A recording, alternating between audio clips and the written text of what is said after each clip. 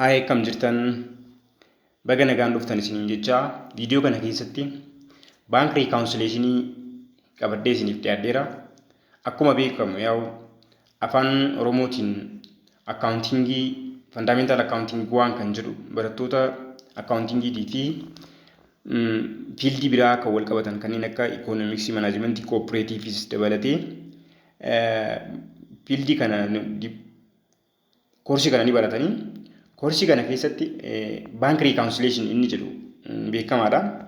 Chapter 4 keessatti bank reconciliation or reconciling the book account jedhee the bank account jedhee mata duree danda'e mata duree gaafii nama baay'ee ta'ee fi barataa baay'ee yeroo baay'ee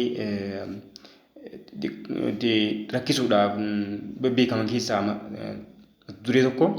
Mee har'a viidiyoo kana keessatti immoo bank reconciliation jechuun maal jechuudha?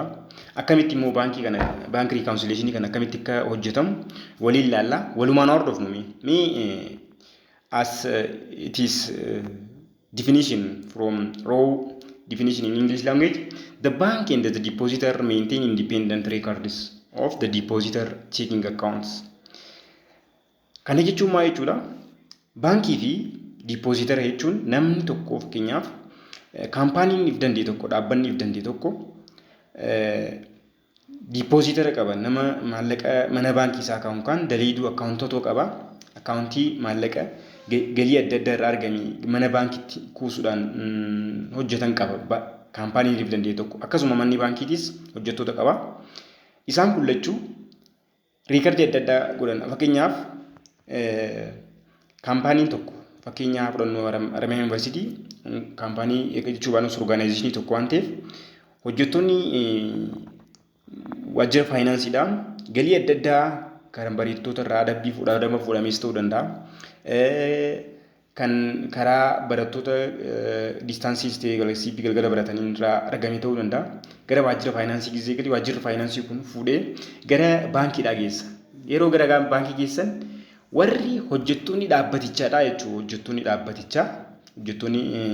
dhaabbatichaa waajjira faayinaansii keessa hojjetan akkaawuntii kan danda'e qaban buukii if danda'e qaban yookaan buuk vaaliyuu kan if danda'e qaban. Manni baankiitis akkasumatti waan irratti riikardi godhu buukii kan if danda'e qabaa jechuudha. Kanaaf yeroo tokko kan mana baankiitii fi kan diipoozitar yookaan hojjettoonni dhaabbata tokkodhaa riikardi godhan garaagarummaa qabaachuu mala sababoota adda addaatiif sababoo sanis wal ilaalallutti. People tend to assume that the respective balance will always agree. In fact, the two balances are seldom the same at given time. Both balances differ from the correct or true balance. Therefore, it is necessary to make the balance per book and the balance per bank agree with correct true amount. A process called reconciling the bank account or bank reconciliations. Maal jechuudha? Akkuma jalqaba dubbanne dhaabbanni if danda'e tokko hojjettoota waa'ee waajjira faayinaansii keessa hojjetan maallaqa kaashiidhaa wajjin wal qabatee kan hojjetanii jiran maallaqa karaa adda addaatiin argame kana mana baankii geessuudhaan mana baankii irraa illee sababoota adda addaa barbaachiseef mana baankii irraa illee baasuun ni jira jechuun kanuma dhaabbataa san abbaa dhaabbataa ta'uu mala garuu baasuu malan cheekii nama barreessuu malanii nama hojjetu tokkoof cheekii barreessuu malan kan jechuun hoggaan akkana isiniin jiru qaceellotti akka isinii galu waan hin barbaadu. Namoonni akkaawuntoota ta'an jechuudha dhaabbata orgaanaayizeshinii tokko keessa namni hojjetan waa bituu danda'anii waa gurguruu danda'anii akkasumatti illee gaafa waa gurguran maallaqa gara mana baankii geessanii gaafa waa bitan immoo cheekiidhaan ta'uu danda'a wanni isaan bitan suni cheekiidhaan gaafa bitan cheekiin barreeffamee fi bituu danda'an. Kanaaf manni baankiitii fi dhaabbanni kun wajjin hojjetanii jechuudha. Isaan lachuu immoo maallaqa dhaabbatichaa kanarratti maallaqa bu'aa dhaabbatichaa kanarraa argamuu fi sababa baasii adda addaatiif dhaabbaticharraa bahu kana meentiin godhuudhaaf yookaan riikardi godhuuf manni baankiitis kophatti maal qabaa buukii qabaa hojjettoonni dhaabbatichaatis yookaan dhaabbanni mataan isaattis kophatti buukii qaba. Garuu immoo yeroo tokko buukiin maallaqa kaampaanichaa irratti galmaa'u kan baankii keessa jiruu fi kan hojjettoonni dhaabbatichaa irratti hojjetan yookaan irratti riikardi godhatan garaagarummaa qabaachuu danda'a. Yeroo baay'ee akka waan tokkotti fudhachuu dandeenya. Garuu immoo garaagarummaa guddaa qabaachuu danda'a. Sababni inni garaagarummaa qabaatuuf tokkoffaan the time lags. Kana jechuun the time prevents one of parties from recording the transactions in the same time or in the same period as the other parties. Fakkeenyaaf time prevent jechuun time lags jechuun dhimma yeroodha jechuudha. Dhimmi yeroodhaa kun fakkeenyaaf ati maallaqa qarshii yookaan birrii naannoo gara 1,000 ATM'dhaan yoo kabaastu taate guyyaa 2-3 booda turee maal godhaa miseejiin sii seena. Baankiin maallaqa ati baafte san recognize kan godhu yookaan buukii isaanii irratti kan galmeeffatu guyyaa 2-3 fa'aa booda kan ture yeroon akkasiitti si mul'ata jechuudha. Fakkeenyaaf kanuma kan kiituu yoo fudhanne kanaafuu time lags dhimmi yeroodhaa fakkeenyaaf isaan kana akka isaan waliin qixxaanne yookaan akka isaan tiruu ammaawuntii sanii wajjin kan baankiitii fi kan kaampaanichaa akka waliin qixxaanne dhimmi godhu tokko dhimma yerooti jechuudha. Inni itti aanu immoo errors by either party recording the transaction. Amma fakkeenyaaf 52 yookaan wal guddisneetuma qabnu 520 mana baankii irraa akka baafattu taate manni baankiidhaa sun dogoggoraan 250 godhuu danda'a jechuudha. Lakkoofsa wal jala jijjiiree qonnaa lama keessatti akkuma dubbistanii bira darbitan errors can be occurred in different ways. So the errors is the matter that make the 30 of incorrect balance in both bank and the company book or true value. Kanaaf dhimma yerootii fi dhimma erriitii jechuudha inni itti jiru. Yeroo baay'ee akkuma beekamu time lags occur frequently. Yeroo baay'ee deddeebi'ee mul'ata. Several days may escape lapse between time company mails a check to pay and the date bank pays a check. Similarly, when the depositor uses the bank night depositor to make deposits, there will be the difference of at least 1 day between the time of the depositor records deposits and the time bank does so. Kana jechuun maal jechuudha? Akkuma reefu isiniin jee gaafa maallaqa tokko mana baankii galchitan maallaqa kana mana baankii galchuu keessan kana manni baankiidha at least guyyaa muraasa booda yookaan yoo xiqqaate immoo yeroo muraasa booda waan isin achi galchitan kana recognize isinii godha yookaan authorize isiniif godha jechuudha. Kanaaf dhimmi yeroodha, dhimma ijoodha. Dhimmi itti aanu immoo the incidence of errors depends on effectiveness of internal controls of the depositors and the bank. Kana jechuun yeroo baay'ee waan irratti hundaa'u effectiveness yookaan faxinummaa manni hojjettoonni kaampaanichaatii fi manni baankii qaban irratti hundaa'a. Garuu yeroo tokko tokko immoo mul'ata. Haala mul'atu kana darbeeti infrequently mul'ata. However, either party could accidentally records 450 check as 45 or 540 qarshii 450 yookaan doolarii 450 ati ajajjee mana baankii kaa'uu dandeessa. Mana baankii irraa fudhachuu dandeessa. Garuu manni baankii maybe qarshii 45 jeesii kaa'uu danda'a. Ati keessa immoo qarshii 450 yookaan kan baafate 450 maybe immoo 540 illee jeesii kaa'uu danda'a jechuudha. Lakkoofsa wal jala dabarsee. As you know from chapter 2 the errors can be happen in different way or can be occur in different way. From those, the interchange of the number or the digit of the number is 1. For that matter, the errors and the time lags are the main cause that make the bank book value and the balance of the company may be indifferent. Kanaaf akka isaan akka gargar mul'atu waan godhu dhimma lamaan kanaa jechuudha. Dhimmi wanti itti aanu in reconciling the bank account, it is customary to reconcile the balance per book and the balance per bank to the adjusted or correct true value cash balance. Fakkeenyaaf ati qarshiin ati qabdu birrii 1,000 ta'e birrii 1,000 kanarratti immoo manni baankii birrii 1,000 qofa qabaa jee kan jedhu darbeessan qofa sitti taasisuu danda'a. Garuu immoo achi booda birrii 500 ta'uu danda'a. Naannoo 2,000 ta'uu danda'a beekamu. Maybe 2,000 gaafa galchite qarshii 3,000 qabdaati. 3,000 achi qabaattee yaadda. Garuu immoo manni baankiidha 2,000 kuma tokko ati jalqabachii qabdu san irratti dabaltee kuma lama kaa'uu kee kana recognize godhuu dhabuu danda'a dhimma yerootii fi waan ta'eef dhimma yerootii irraa kan ka'e. Kanaaf jalqaba reconcile godhuudhaaf wanti sirraa eegamu maali? Mana baankiidhaa jalqaba meeqa quba qabaa? Kaampaaniin meeqa quba qabaa? Kan abbaan dhuunfaa sun meeqa quba qabaa jennee balance per books and balance per banks we must record or we must enter the customary to reconcile the balance per book and the balance per bank. Balance per book jechuun baankiin kan itti record godhatu balance per bank jama. Balance per book jechuun immoo kan manni kaampaanichaa hojjettoonni kaampaanichaadha ittiin qabatan san jechuudha. The starting point in preparing the reconciliation is to enter the balance per bank statement and balance per books on reconciliation schedules. Jechuun maal jechuudha? Gaafa jalqaba hojjechuu deemtu mana baankii meeqa quba qabaa jennee balance per bank kan jiru san balance statement jala kaa'uu qabna yookaan bank statement jala kaa'uu qabna. Balance per books immoo abbaan dhuunfaa sun meeqa quba qabaa jennee kan laallu jechuudha. Mee as jalatti isteeppii afurii jira. Jalqaba waan nuti beekuu qabnu isteeppii gurguddoo afurii jira jechuudha. Bank reconciliation tokko hojjechuudhaaf abbaan fedheeyyuu namni kamiyyuu wantoota afur kan inni beekuu qabu maaltu jira? Wantoota afurii jira jechuudha. Isaan afran jiran kan lamaan kan reefu agartanii fi lamaan kun ammaas isaan amma agartan kana the deposits in transit wanti jalqabni abbaan dhuunfaatis ta'e manni baankiidhaa tokko bank reconciliation hojjechuudhaaf beekuu qabu isteeppiin inni jalqabaa deposit in transit jechuudha. Deposit in transit jechuun gabaabumatti maallaqa ta'e tokko hojjettoonni kaampaanichaa galchanii baankiin immoo osoo riikardiin godhin yoo hafe jechuudha gabaabumattu.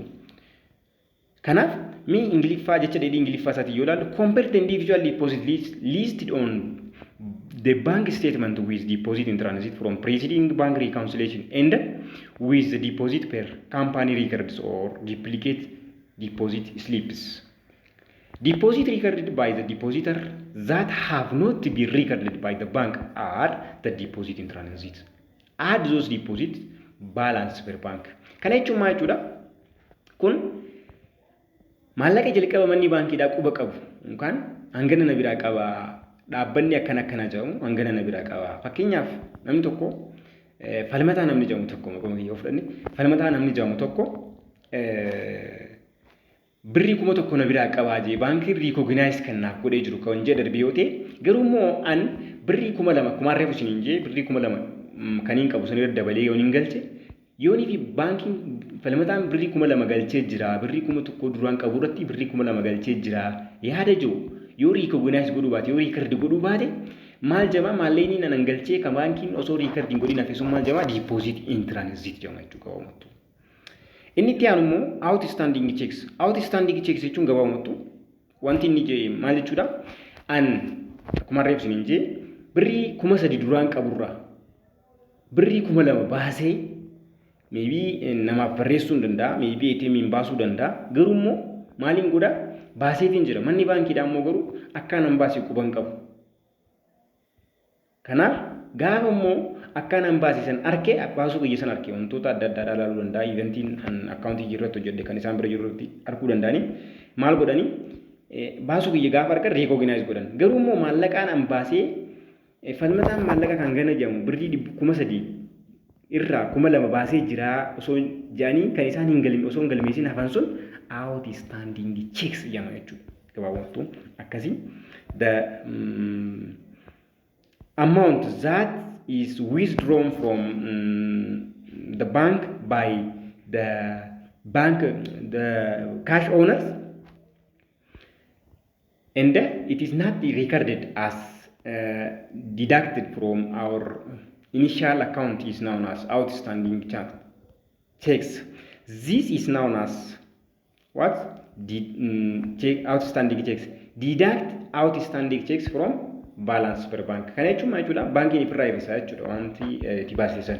Inni itti aanu immoo erroriidha. Errors steps irratti errorii maybe occur godhuu danda'a. Not any discovered in foregoing steps and list them in appropriate section of the reconciliation schedule. For example, if the company mistakenly record 196 paid check correctly written from 196. It would deduct the error should be 27 from the balance per box. All errors made by the depositor are reconciling items, determining the adjusting cash balance per book.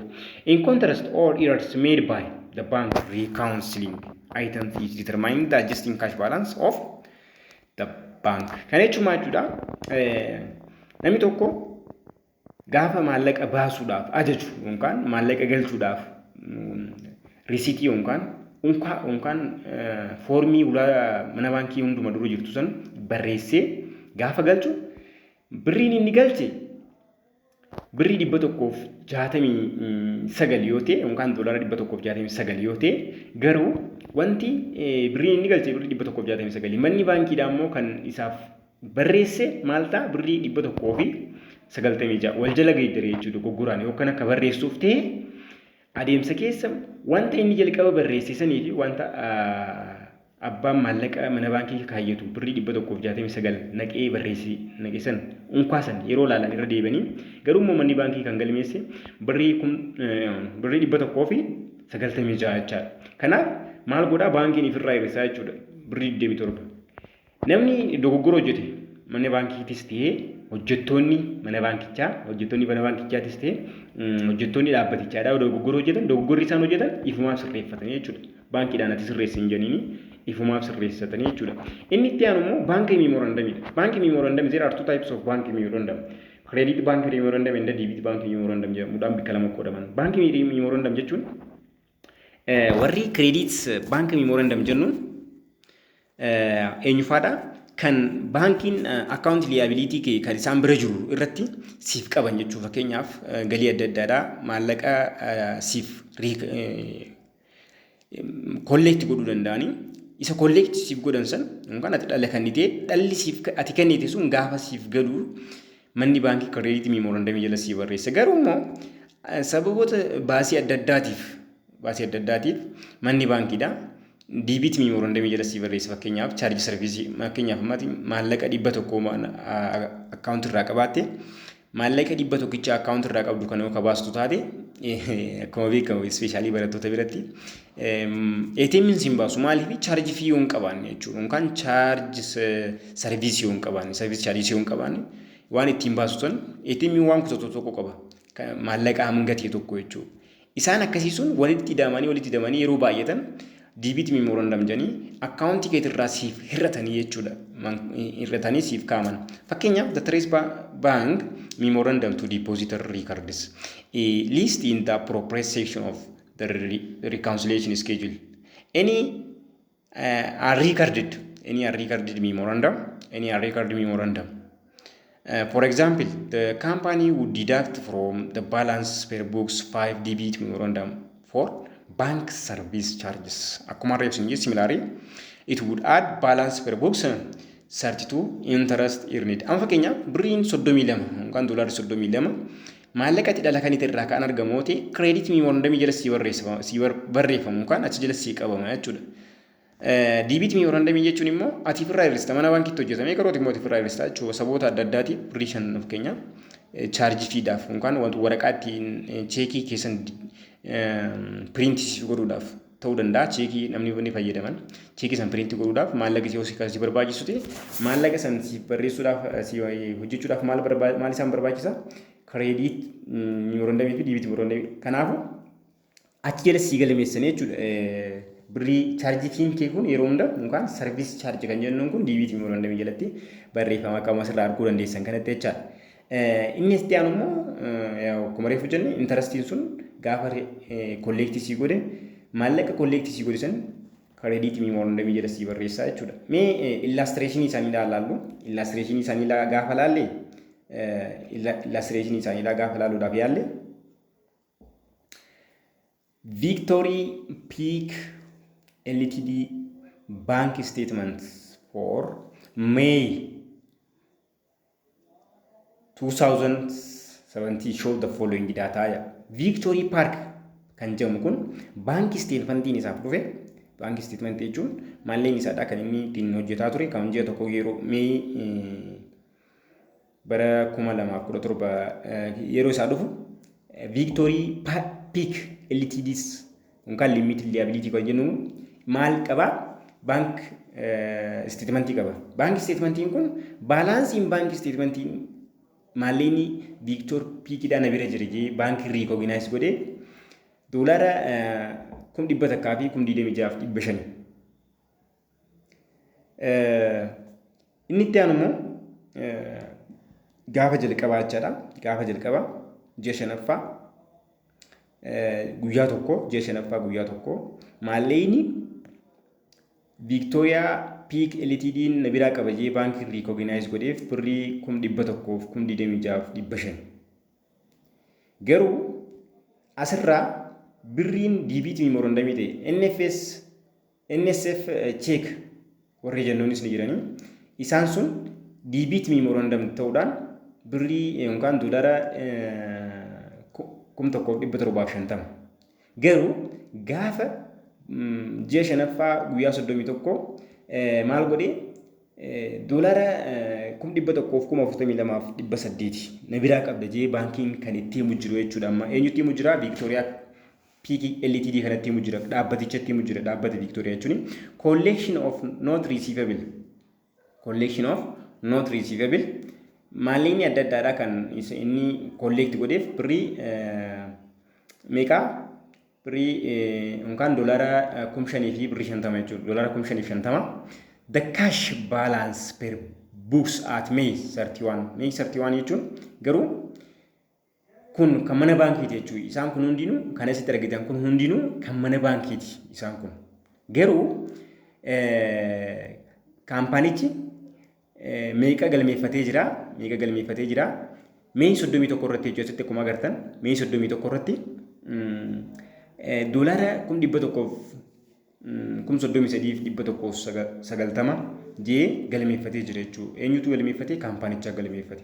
Garuu akkuma reefu asitti dubbanne inni SF check kan jennuun kun not sufficient fund warri jennuun kun kan barreeffame information jechuudha. Amma asitti kan nu kenname kun this information that we have that happen to the account balance per books and the account of Victoria PLDD as balance per bank jechuudha. Kanaaf isaan kun kan kaampaanichaati kun immoo kan baankiiti jechuudha. Man garaagarummaa qaban. Maal tokko garaagara godhe immoo asii waliin ilaalla. The NSF yookaan not sufficient fund check was from couple corporation customeridha. Maali not sufficient fund jechuun ati maallaqa wayii baafachuudhaaf dheeyitee maalleen ati cheekiin si duraan siif barreeffamee jiru tokko jechuun not sufficient fund jechuun maallaqa duraan siif barreeffamee jiru tokko garuu maallaqa san baasuuf dheeyitee maal abbaan cheekii si barreessisuun yoo maallaqa hin qabu ta'e yookaan akkaawuntii isarra maalleen hin jiru yoo ta'e not sufficient fund jechuudhaan manni baankii si deebisaa jechuudha. Siif barreeffamee yoo jiraate. Kanaaf asirratti not sufficient concept not sufficient fund dha isiniif galeera jedhee yaada. Maal jechuudha? Itti deebisan jechuudha. Inni kun asitti akkuma agartan isa kana asitti kan dhufe eenyurraa from corporation kanarraa dhufe jechuudha. The second information is that the note collected by bank was $5,000, 3 months, 12% note. The bank charged $100 collection fee. No interest has been accrued. Kana jechuun maal jechuudha? Manni baankiidha collective godhi maallaqati duraan dhala kan itee jirtu tokko doolaara 5,000 kan itee jirta ji'a sadiif kan itee manni baankiidha kan ati abbaan irratti kan itee sun maal godhe birrii 12 dhibbarraa jechuun kan persentii 12 dhibbarraa nooti yookaan this is interest rate jechuudha karaa biraatiin isaan kana kan itti jirta yeroo collective godhe jechuudha manni baankiidha. The outstanding check akkuma reefu jenne at May 31 total was 24,000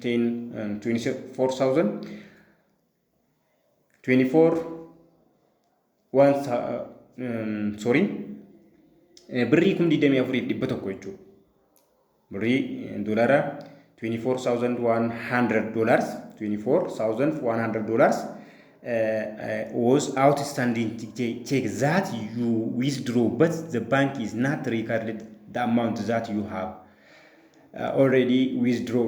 Kan goote kana withdraw waan goote kana ati waan achirraa baafte kana maallaqa achirraa eri baaste kan garuu manni baankiidha still not recorded this amount $24,100 isaan kana maaliin goone recording goone garuu maallaqa ati mana baankiitti geessite kuma reefu isin je maallaqa mana baankii geessitee jirtu garuu kan manni baankiidha recording godhin jechuudha. It is $70,520 was not recorded by bank, but you have already deposited in the bank. This is known as deposit in transit. A Victoria Peak check for 3,520 dated on May 10 cleared the bank on May 25. The company recorded this check, which was a payment on account for 3,250. Maal jechuudha inni kuni manni baankii Victoriyaan cheekii birrii 3,000 yookaan dolara 3,520 barreessee namaaf barreessee akka baafamuuf namaaf barreessee jechuudha. Maallaqni kun gaafni inni barreesse Mee 10 barreessee garuu immoo Mee 25 baafamee jechuudha. Kaampaaniin maallaqa asii baafame kana akkamitti galmeeffatee jira? Which was payment on account for 3,225. Maal godhee 520 asitti immoo 250 galmeessee jechuudha. Garaagarummaa kana qabanii jechuudha. This is error. Wanti reefu jennee san sadeen hundi jiranii. Here is outstanding checks as we have already said. Deposit in transit we have already said it. And the error is here.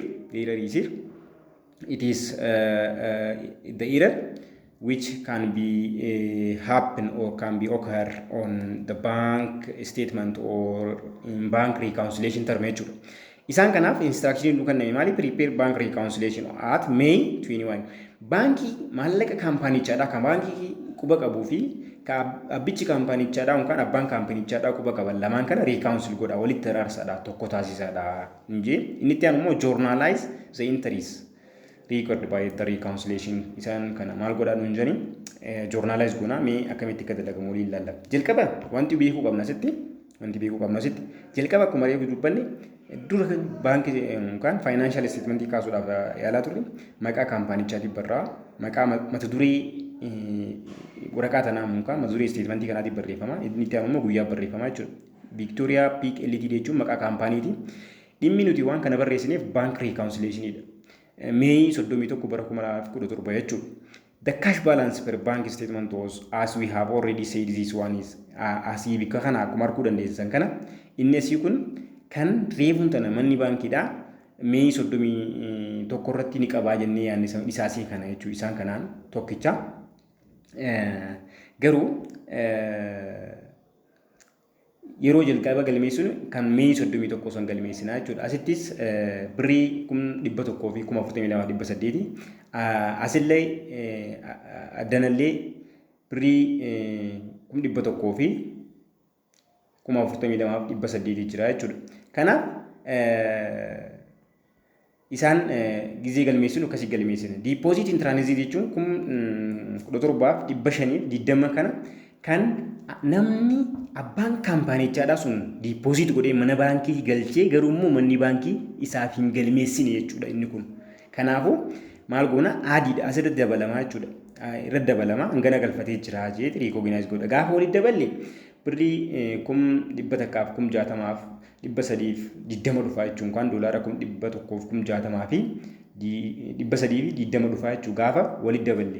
Outstanding immoo irraa qannasna maallaqa abbaan dhaabbatichaadhaa irraa baafatee garuu immoo manni baankii riikard waan hin godhiniif birrii 24,100 yookaan doolaara 24,100 irraa hir'isnaa jechuudha. Eenyurraa hir'isnaa? Isa kanarraa hir'isna. True value kanarraa. Then we can got adjusted cash balance per bank jechuun kan nuti argannu birrii 1,136 220 jechuudha kan nuti argannu jechuudha.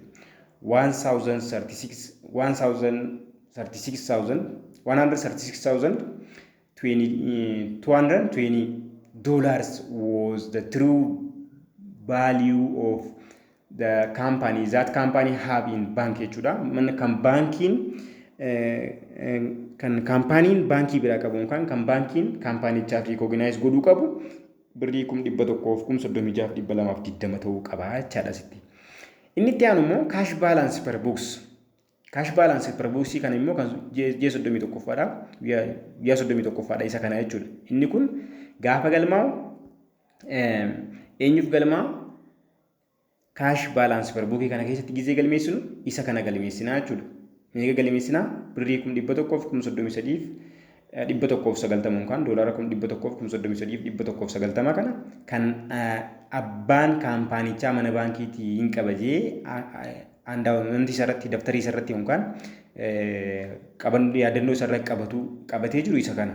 Garuu manni baankiidhaa maal walii qabeefi jira kan add goonu ilaala. Asitti foormiin jiru maali? Asuma asitti agartan cash per bank statement add loss. Add ka goonu deposit in transit add goonu.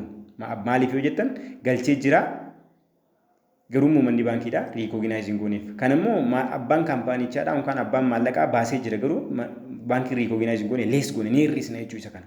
Asitti immoo akkuma reefu isiniin jee manni baankiidhaa tokko kan waraqaa abbaan mana baankii birrii hanganaan qabaa jee abbaan kaampaanichaa yookaan abbaan maallaqaadhaa quba qabu yookaan yaadannoo isaarra qabatee jiru meeqaa birrii 1,133,190 jechaadha. Garuu immoo manni baankii birriin inni walitti qabeef meeqaa birrii 500,000 plus intarastiin isaadhaa meeqa ta'a? Kana jechuun 5,000 baay'isuu 3/12 baay'isuu 12 irra dhibbaa gaafa jettan 12 waliin bada 0.2 waliin bada zen 50 baay'isuu 3 jechuun 150 jechuudha. Garuu immoo manni baankiidhaa deebi'ee waan maallaqa kana walitti qabee kiraa isaadhaa meeqa fudhate? Birrii 100 fudhate jechuudha. Kanaaf meeqa galmeessinaa fi abbaa kanaaf birrii 500 fi birrii 5,050 galmeessinaaf jechaadha. Add goona jechuudha irratti birrii 5,000 ture 5,050 ture 5,150 ta'uu qaba ture. Garuu immoo manni baankiidhaa fi waan irraa ballee maallaqa kana walitti qabee fi kana waan irraa murateef meeqa galmeessinaa? Birrii waan murateef birrii 5,050 qofa galmeessinaa jechuudha. Zen walitti hidhaan isaan kana maallaqa walitti qabame garuu kan ittiin qabajee abbaan abdachaa ture. Gaafa walitti hidhaanii birrii 1,138,240 ta'a jechaadha. Not sufficient fund kan jennuun immoo not sufficient fund kan jennuun meeqaa? Birrii not sufficient less kan irraa hir'isnu jechuudha. Fakkeenyaaf ati maallaqa tokko waan tokko namarraa bittee cheekiidhaan namarraa bittee waan bitte san cheekii yoo bittee barreessite gaafa immoo of duuba deebitee cheekii kee duwwaa goote abbaan silaa maallaqa fudhachuu qabu sun jechuudha. Yookaan abbaan silaa maallaqni isaadhaa sirra jiru sun gaafa mana baankii dhaqee maallaqaan gada naa kannaa jee maal jenii not sufficient fund jeniin if duuba deebisanii jechuudha. Kanaafuu maallaqa kana maal godhaa? Isirraa irrataa jechuudha waan ganaa kafaluuf teessuuf jecha. Kanaafuu maal goota? Birrii 1,750 yookaan doolaara 1,750 kana irraa hir'istaa jechuudha kafaluu waan qabduuf. Kanaaf kana booda immoo dogoggorri reefu uumame asitti birrii kan silaa kanfalamuu qabu birrii 3,520. Garuu kaampaaniin immoo fuudheetiin jiraa jee kan riikardi godhate yookaan kafaleetiin jira jee kan riikardi godhate kan kafalamuu qabu hangasi. Garuu immoo kaampaaniin kan kafaluu barreesseetiin jira jee kafaleetiin jira jee fudhate birrii 3,250 jechuudha. Garaagarummaa meeqaati jira? Birrii 270 jira. Birrii 270 kana waan abbaan baankiidhaa sun kafalee jiru garuu immoo akkan kafaleenitti waan recognize godhee jiruuf maal godhuu qaba? Recognize godhee ifirraa hir'isuu qaba jechuudha. Waan sila overestimate isa jalaa godhisan ifirraa hir'isuu qaba. Kana lamaan walitti hidhaanii true value asii kanarraa gaafa hir'isne birrii 1,136,220 ta'a jechuudha. Akka kanaa wajjin wal qixa ta'a jechuudha. Inni itti aanu immoo joornaal intirii kamitti akka baasnu.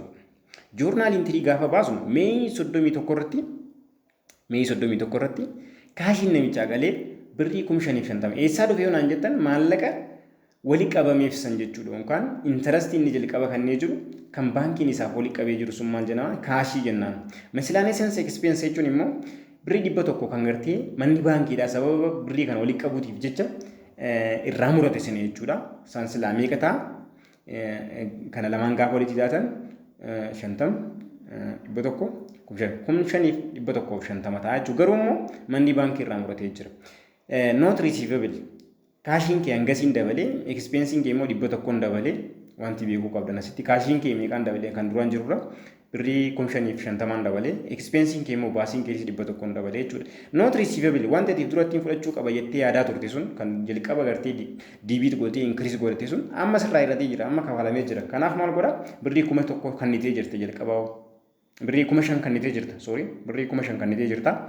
Interest revenue achirraa argamu immoo birrii 150. Kana lamaan gaafa walitti hidhaanii meeqa ta'a? Birrii 5,150 ta'a jechaadha. Inni kun wal qixxeedha jechuudha. Interest revenue silaati achirraa argattu birrii 150. Dhibbi tokko immoo waan baankiin maallaqa isa walii sii qabeef jecha kanati kaffalte jechuudha. Kan inni itti aanu immoo account receivable. Account receivable birrii account receivable koppilkoo jechuun koppilkoo jechuun kun wanti hubachuu qabdan laala asitti naannoo kanatti jechaadha. Inni SFN kun maallaqa ati gartee meeshaa namarraa bittee osoo hin kaffalin cheekii nama barreessitee garuu immoo if duuba deebitee cheekii sila abbaan irraa fudhatu sun duwwaa goote abbaan naaf kaffalamuu qabaa fudhachuun qaba cheekiin naa barreeffamee jira jee fudhatee gaafa mana baankii dhaqu maalleen isaadha. Maalleen kee kun not sufficient fund waan ta'eef if duuba deebi'aa jechuudha. Koppilkoon maal godha gaafana birrii 1,750 kana account receivable isaadha ganaan Victoria Ltd kaampaanii irraa fudhadha jee waan yaaduuf kan isaati jechuudha laal wanti joornaal intiriin asitti jirtu tun jechuudha. Kanaaf maal godha birrii 1,750 kana ganaan fudhadha jee yaadu jira. Garuu kaashiin jiru kun eenyurraa irrata kaampaanii Victoria irraa irrata jechuudha. Haala asitti waan hubachuu qabdan Koppil Corporation kaampaanii jedhamuu fi Victoria Corporation kan jedhu jira. Kan maallaqa bitee silaa kaffaluun irra ture garuu immoo akkaawuntii isaaf duuba deebi'ee duwwaa godhe sun Victoriaadha. Victoria kaampaaniidha jechuudha. Garuu akkuma asitti agartaa jirtan kan Victoriaadha jechuudha asitti. Garuu inni not sufficient funding kan maalleen barreeffameef garuu kan maalleen osoo hin kafalameef hafe Koppil Corporation yookaan Koppil CO kan jedhamu kana jechuudha kaampaanii lamaan kana. Kanaafuu maal godha account receivable irratti maal qabata birrii 1,750 qabata jechuudha. Kaashiin kaampaanichi Victoriyaan kafaluu qabu immoo gareef duraadha meeqa jee fudhata birrii 1,750 jechuudha. Joornaal intirii gizee keenyu kana keenya. Account payable wanti ijoon jirtu takka asirtiifatan irratti yeroo baay'ee wanti nama nyaattu. Account payable kun dogoggora account payable idaan namaadhaa kan si galee jiru kun jechuudha. Fakkeenyaaf asitti maal jaa Victoria Peak Ltd check for 3,520 dated May 10 declared the bank on May 25. Clear? The bank on May 25. The company recorded this check, which was a payment on account to $3,250 jee qabatee jechuudha. Sila kan inni qabachuu qabu isarra ture birrii meeqa? Birrii 3,520 kan inni silaa barreeffachuu ture. Garuu immoo inni dogoggoraan wal jala dabarsee due to the interchanging number of the digit of the number he recorded $3,215. So the difference is that between 3,520 and 3,250 is 270 zin. The Victoria company should pay 270 for the company that he buy from the some material. Then account payable is 270. The cash that the Victoria have to pay is 270. This is all about bank reconciliation. If you satisfied with my video, like my video and share this channel to your friends. Subscribe it. If you encourage me, I will do more for you, and I want to help students that who want my help. I not mean I am perfect at all, but I mean that I want to help the student who want to be helped. So if you like my video, if you want my video, and also if you want to encourage me, my door is open for you. Thanks for watching. Akkuma isin jechaa ture subscribe naaf godha, share waliif godha. Akkasuma immoo viidiyoon kun isinitti tolee jiraate subscribe irra deebiin gochuun hin dagatinaadha. Like illee encourage na gooti yookaan na jajjabeessiti waan ta'eef encourage keessan natti hin qusatinaadha. Comment illee naa barreessaa. Wantoota irratti hojjechuu qabnu immoo irratti hojjenna. Namni immoo viidiyoo kana biraa hojjechuu barbaadan promote illee waan waliin gochuu dandeenyuuf karaa keessaatiin @kilokeel kan jedhu yookaan @kilokeel yookaan 0935 60 53 39 qunnamuu dandeessan. Bilbila kana dagatinaadha 09 35 60 53 39 qunnamuu dandeessanii. Kan qunnamtan karaa telegiraamaatiin immoo @kilokeel karaa joon search gootanii qunnamuu dandeessanii waan daawwattaniif galatooma. Viidiyoo itti aanu nan godhetti deebinutti nagaan naa tura isiniin jaaladha baay'ee galatooma.